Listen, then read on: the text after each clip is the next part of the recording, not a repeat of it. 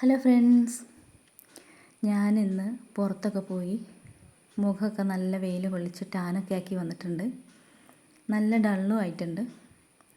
അപ്പോൾ ഒരു face pack apply ചെയ്യാമെന്ന് വിചാരിക്കുകയാണ്. അപ്പോൾ അത് അപ്ലൈ ചെയ്യുന്ന സമയത്ത് നിങ്ങളെയും കൂടെ കാണിച്ചു തരാമെന്ന് വിചാരിച്ചു. അതുകൊണ്ടാണ് കേട്ടോ ഈ വീഡിയോ എടുക്കുന്നത്. ഞാനിന്ന് ഉപയോഗിക്കുന്നത് മസൂർ ദാലാണ് ഈ ഫേസ് പാക്ക് ഉണ്ടാക്കാൻ വേണ്ടിയിട്ട്. ഇതാണ് കേട്ടോ മസൂർ ദാൽ. ഇത് കണ്ടിട്ടുണ്ടാവും, കാണാത്തവർക്ക് വേണ്ടിയിട്ടാണ്. ഈ സംഭവം ഞാൻ സ്മൂത്തായിട്ട് പൊടിച്ച് ഒരു ബൗളിലാക്കി വെച്ചിട്ടുണ്ട്. അത് നമുക്ക് എടുക്കാം കേട്ടോ. ഒരു 1.5 സ്പൂൺ മതിയായിരിക്കും, ഒരുപാടൊന്നും വേണ്ട. തുറക്കാൻ നല്ല ബുദ്ധിമുട്ടാണ് കേട്ടോ. മോൻ്റെ ഐസ്ക്രീം പാത്രത്തിലാണ് ഇട്ട് വെച്ചിരിക്കുന്നത്. അത് നമ്മളൊരു ചെറിയ സ്പൂണിൽ ഒരു 1.5 സ്പൂൺ. അതിങ്ങനെ നിശ്ചിത അളവൊന്നുമില്ല കേട്ടോ. നമുക്ക് 1.5 സ്പൂണോ 2 സ്പൂണോ നമ്മുടെ അളവിനനുസരിച്ച് എടുക്കാം. അതിന് ശേഷം അരിപ്പൊടിയാണ് കേട്ടോ ഉപയോഗിക്കുന്നത്. അരിപ്പൊടി എപ്പോഴും മുഖത്തിടുന്നതൊക്കെ നല്ലതായിട്ടിരിക്കും എന്ന് ഞാൻ ഒരുപാട് കണ്ടിട്ടുണ്ട്. പിന്നെ ഇത് കസ്തൂരി മഞ്ഞളാണ് കേട്ടോ. നിർബന്ധമുള്ള കാര്യമല്ല, എന്നാലും എൻ്റെ കയ്യിലുള്ളതുകൊണ്ട് ഞാനത് ഉപയോഗിക്കുകയാണ്. കസ്തൂരി മഞ്ഞൾ അത് ഓപ്പൺ ചെയ്തപ്പോൾ നല്ല ബുദ്ധിമുട്ടായിരുന്നു കേട്ടോ. കുറച്ചത് വീണുപോയി. അതൊരു 1/2 സ്പൂണേ ഉപയോഗിക്കുന്നുള്ളൂ. കാരണം ഒരുപാട് ഇങ്ങനെ മഞ്ഞച്ചിരിക്കണത് എനിക്കിഷ്ടമല്ല. മുഖം ആ ഒരു മഞ്ഞ കളർ കയറി വരാതിരിക്കാൻ വേണ്ടിയിട്ടാണ് കേട്ടോ. 1/2 സ്പൂൺ ഉപയോഗിച്ചാൽ മതി. തൈരാണ് ഉപയോഗിക്കുന്നത് മിക്സ് ചെയ്യാൻ വേണ്ടിയിട്ട്. തൈര് എപ്പോഴും നമ്മുടെ മുഖത്തെ ടാൻ റിമൂവ് ചെയ്യാനായിട്ട് നല്ലൊരു സാധനമാണ്. നമ്മൾ വെറുതെ തൈര് ഉപയോഗിച്ചാലും നല്ലതാണ്. അപ്പോൾ നമുക്ക് ഇതൊക്കെ ഒന്ന് മിക്സ് ചെയ്തെടുക്കാം. നമ്മുടെ മുഖത്ത് പുരട്ടിയാൽ പിടിച്ചിരിക്കുന്ന പോലത്തെ ഒരു കൺസിസ്റ്റൻസിയിൽ ഇത് തൈരൊഴിച്ച് മിക്സ് ചെയ്തെടുക്കുക. ഒരുപാട് ലൂസായി കഴിഞ്ഞിട്ടുണ്ടെങ്കിൽ ഒഴുകി പോകുന്നതായിരിക്കും. എന്നാൽ ഒത്തിരി കട്ടിയായിട്ടിരിക്കാനും പാടില്ല. കണ്ടോ, ആ ഒരു കൺസിസ്റ്റൻസിയിൽ എടുക്കുക. എന്നിട്ട് നമുക്ക് നമ്മുടെ ഫേസിലൊക്കെ അപ്ലൈ ചെയ്യാം. ഞാൻ ആദ്യം ഒന്ന് മുടി കെട്ടി വെക്കട്ടെ കേട്ടോ.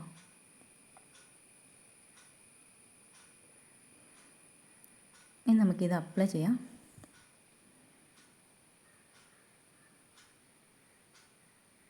ഒരുപാട് കട്ടിയിലൊന്നും അപ്ലൈ ചെയ്ത് വെക്കണ്ട. പിന്നെ നമുക്ക് ഇതൊന്ന് ഉണങ്ങുന്നത് വരെ വെച്ചുകൊണ്ടിരിക്കണം കേട്ടോ. ഒത്തിരി ഉണങ്ങരുത്, എന്നാൽ ഒരു ചെറുതായിട്ട് ഉണങ്ങുകയും ചെയ്യണം. നമുക്ക് ഈ തൈരൊക്കെ നമ്മുടെ ഫേസിലൊക്കെ ഒന്ന് പിടിച്ച് ഇരിക്കുന്ന ഒരു ഇതിൽ വരെ. എന്നാൽ ഒരുപാട് ഉണങ്ങി ഡ്രൈ ആയി നമ്മുടെ സ്കിന്നിന് ഒരു ലൂസായി സ്കിന്ന് ചുളിവ് വീഴുന്ന രീതിയിലേക്ക് പോവുകയും ചെയ്യരുത്. ഇത് അപ്ലൈ ചെയ്തതിന് ശേഷം നമ്മൾ കിടക്കാനോ ഒന്നും പാടില്ല കേട്ടോ. കിടന്ന് കഴിയുമ്പോഴത്തേക്കും ഒരു വലിച്ചിലുണ്ടാവാനുള്ള സാധ്യതയുണ്ട്. ഇത് അപ്ലൈ ചെയ്ത് നമ്മൾ കഴുകുന്ന സമയത്ത് വെള്ളം നനച്ച് കൊടുത്ത് ഒന്ന് സ്ക്രബ് ചെയ്തിട്ട് വേണം കേട്ടോ കഴുകാനായിട്ട്. കണ്ടോ, ഇതൊരുവിധം ഉണങ്ങിയിട്ടുണ്ട്. നമുക്ക് തൊട്ട് നോക്കുമ്പോൾ അറിയാൻ പറ്റും ഉണങ്ങിയിട്ടുണ്ട്, എന്നാൽ ഒരുപാട് ഉണങ്ങിയിട്ടുമില്ല. അപ്പം ഞാനിത് കഴുകിയിട്ട് വരാം കേട്ടോ. ഞാനത് കഴുകിയിട്ട് വന്നു. എൻ്റെ ഫേസിൽ എന്തെങ്കിലും ഒരു വ്യത്യാസം നിങ്ങൾക്ക് മനസ്സിലാവുന്നുണ്ടോ? എനിക്ക് നല്ല സ്മൂത്ത് ആയതുപോലെ തോന്നുന്നുണ്ട്. ആ ഒരു ടാനൊക്കെ ഒരു റിമൂവ് ആയതുപോലെ തോന്നുന്നുണ്ട്. ഞാനിത് ഫസ്റ്റ് ടൈമാണ് അപ്ലൈ ചെയ്യുന്നത്.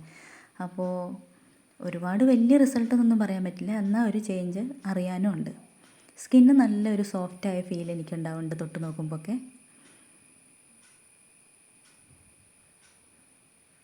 കുഴപ്പമില്ല അല്ലേ?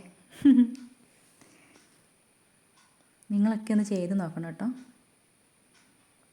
പിന്നെ ഇതൊരു കുറച്ചൊരു വലിച്ചിലുണ്ടാവുന്ന പോലെ ഒരു ഫീല് നമുക്കുണ്ടാവും ഉണങ്ങിക്കഴിയുമ്പം, കഴുകിയതിന് ശേഷം. അപ്പോൾ നമുക്ക് എന്തെങ്കിലും ഒരു മോയ്സ്ചറൈസർ അത് യൂസ് ചെയ്യുന്നത് നല്ലതായിരിക്കും.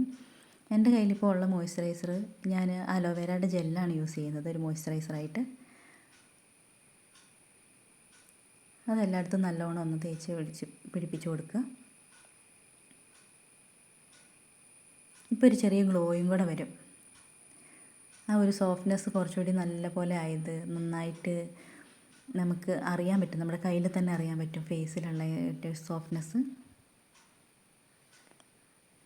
അപ്പോൾ എല്ലാവരും ചെയ്ത് നോക്കിയിട്ട് പറയണേ. ബൈ.